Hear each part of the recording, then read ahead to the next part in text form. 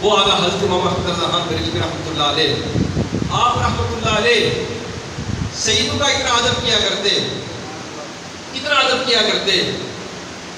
اس دور میں جب کسی عالم کی کوئی دعوت رکھتا یا کسی عالم کو گھر بلاتا تو اس دور میں ایسا ہوتا کہ کوئی پالکی بلایا کرتے، وہ 4 بندے پالکی اٹھا کر اس عالم دین کو یا محدث کو اپنے گھر میں لے آیا کرتے تھے۔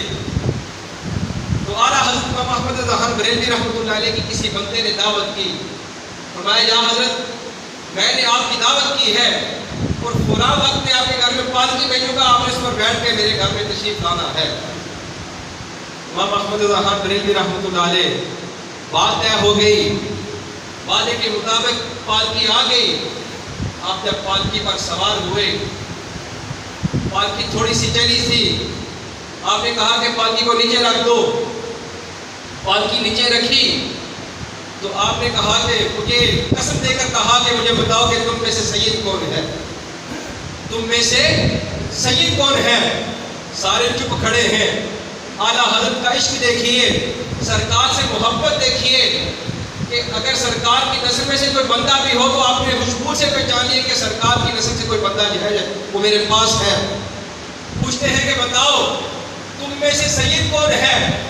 تو ایک کمزور سا شخص، کمزور سی طبیعت، آپ کھڑے ہیں، کہتے ہیں کہ حضور میں سید ہوں۔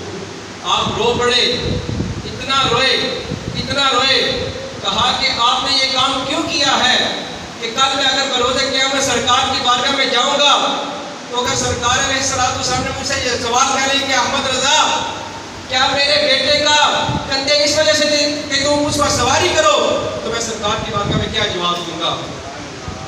اب آپ رحمت اللہ علیہ کا انداز دیکھیے کہ انداز محبت کیا ہے۔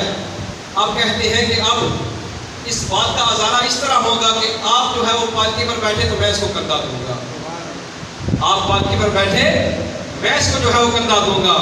پھر وہ سید زادہ جو ہے ان کو آپ نے پالکی پر بٹھایا، پالکی پر بٹھا کے آپ نے خود اس کو کندھا دیا، کہا کہ اب میرا دل مطمئن ہے۔